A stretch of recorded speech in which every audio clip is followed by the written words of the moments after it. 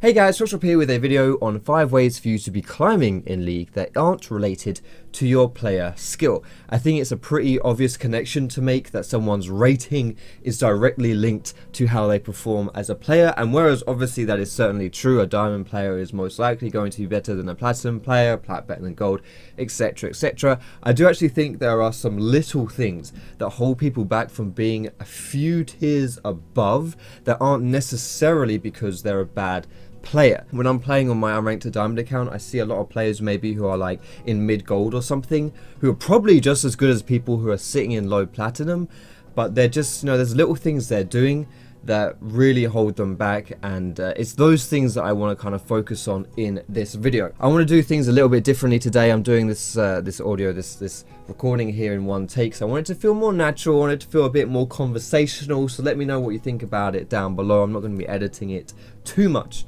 But anyway, the first way that you can be improving your rating without actually being a good player, or without improving your player skill, is to stop playing after 2 losses. Now you can say whether you want to stop playing after 2 losses in like one day, so you never play, you wait till tomorrow to play again, or whether it's just like you wait a few hours before you queue up again. But basically you want to cut the amount of lose streaks you have by stopping after more than 1 loss.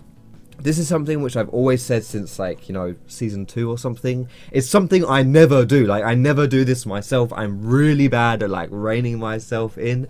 I know it, you just, when you're on a lose streak, especially if you're a bit frustrated about it, you just want to get that win under your belt. You feel so shitty about like stopping your ranked play without getting that win. No one likes to end on a loss, but legitimately, if you care about your elo, if you care about your rating, just stop after 2 losses.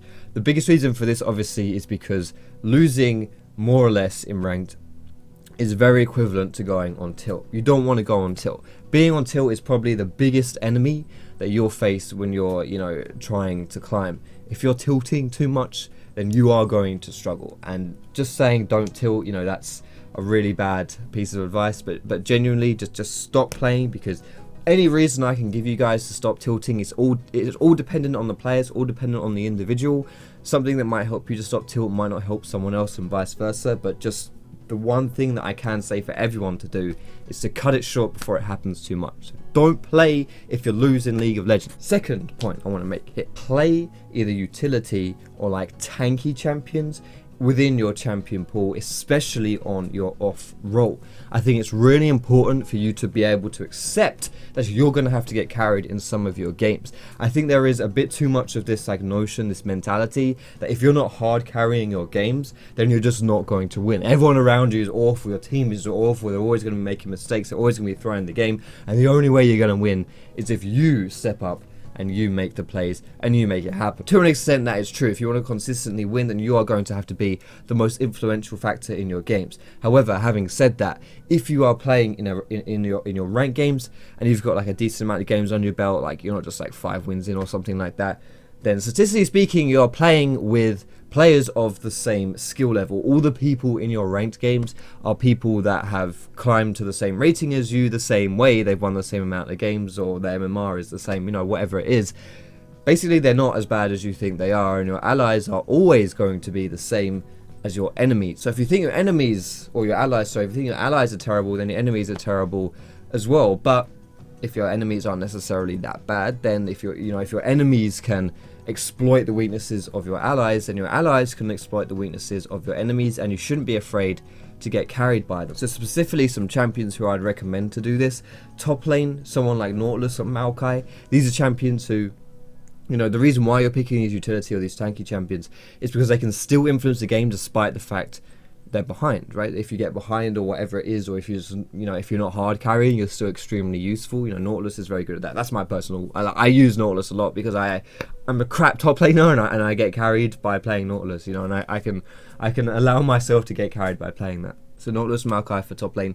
Lysandra was one I used to pick for mid lane. I think she's really solid. She's always useful. You know, she's got her ultimate. She's got a lot of CC. She can always play safe if you want to as well. And then people like Ashe for AD carry. She's another one who's easy to get carried because she's always got her ultimate up and she can like make plays with her ulti without actually having to be a good AD carry. You know, and then in the jungle, everyone you pick in the jungle is like supporty or tanky and somewhat similar for support as well. But just, you know, the general theory here, guys, is not to be afraid to get carried by your team. Don't have that huge ego. Don't think that if you're not going to carry, you're not going to win. I'm sorry if I sound a little bit off, by the way, right now. I can kind of feel it in my nose. Like, I'm a little bit, I don't know, groggy. I was trying to record this like 2 or 3 hours ago, but I lay down just like, I'll take a break. I'll lie down and take a break. And I fell asleep for over 2 hours. So that, I'm kind of like, holy shit, I need to record this now. Sorry if I sound really awful right here. But anyway, do forgive me, guys. Anyway, moving on to our third point here. Don't type. Do not type anything in chat unless it's good job or TY. GJ or TY, don't type anything.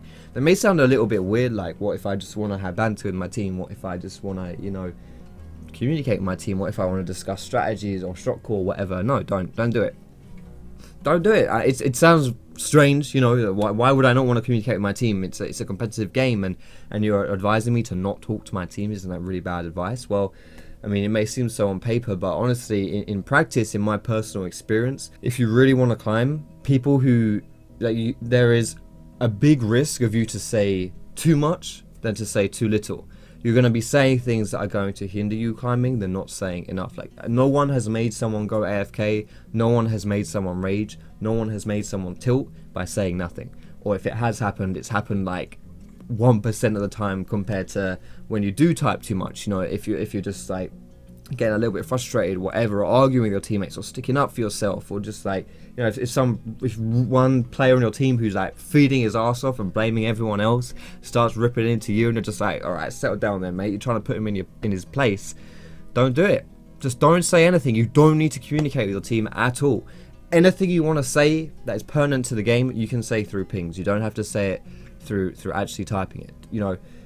Help me ping, or like if you want to do an objective, use the assist me ping. If you think someone's going to get collapsed on, if your lane's roaming or something, just use those warning pings. If you're going to go gank somewhere, on your way pings. You don't need to type anything. Just don't type anything. Just don't bother. It's just a lot safer if you don't say anything. Fourth point here is a willingness to play from behind. This is something I see really, like a huge amount, honestly, in ranked, especially as I've been ranking up in my rank to diamond. People just don't know how to play from behind, but more specifically, they don't really want to play from behind. They get very, very down and very defeatist after just a few kills in the early game. And whereas it may be a bit difficult to win games if you are playing from behind, which is fair enough, it's understandable. That is kind of exactly how it's meant to be, because, after all, it's a comeback and you are playing from behind. At the end of the day, there are a lot of games you can win just by not giving up. I mean, if you just think about your allies, how much you view your allies as these idiots who just always throw and just are really bad, always getting caught out of position. Like, I'm sure you guys can think back at a time when you said, oh yeah, I was winning this ranked game, everyone was losing, but my AD carry just wouldn't group up, and then he kept getting caught and it kept throwing. How many times have you said something like that, right? Well, the enemy team is susceptible to doing that as well. You've just got to be the ones to make it happen. You got to be the ones to catch these people out, to make these plays. You can certainly win from behind. Like, no game is impossible to win. There are some games which are going to be very hard to win. Obviously, I get that. I'm not saying you should be able to win every single game. I'm just saying, don't give up. If you can cast your minds back to Season 2, I think it was Season 2, or was it CLG versus Moscow 5? I think it was CLG EU versus Moscow 5. It was like a 70-minute game. CLG EU got absolutely stomped in the early game, but they stalled it out and they managed to win.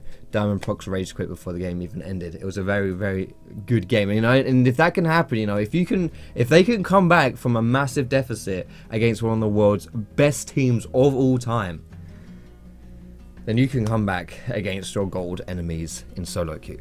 Last point I want to make here, guys. Oh my goodness, I'm losing my voice. Last point I want to make here. Just want to say as well, if you're enjoying the video, don't forget to hit the thumbs up. And, just thank you for watching. I appreciate you guys watching my videos. Last point I want to make: abuse the overpowered champions in solo queue. There are, sometimes there's just like some really broken shit flying around, and it gets either, it doesn't get fixed for like a patch or two, just learn how to play it, spam it in normals. Once you learn how to play it, just play it in ranked. Like, you can get a lot of elo just by playing something that is just ridiculously broken, that you shouldn't be able to play because it shouldn't even exist. Right now, Echo with Triforce, I think, is a very good contender for that. Back in the day, I did it with Shyvana when she was really like overpowered, and I went like 9-1 on her. You know, like, there's just loads of ways that you can be abusing overpowered champions to be getting basically free elo. You may think that goes against the point I was saying about picking utility or like tanky champions. I don't want to say like, you know, pick those champions every single game. I just mean you should have them in your champion pool. Anyway, that's basically all I want to say for this video, guys. I hope you enjoyed it. If you did, feel free to give it a thumbs up. Again, let me know what you thought about this, you know, different kind of format where I'm just talking off the top of my head. Well, I've written notes and stuff, you know, where I'm not editing what I'm saying too much. It's more conversational. Let me know what you thought about that. And yeah, thanks so much for watching this video, guys. I hope you have a great day, and I'll see you in my next video.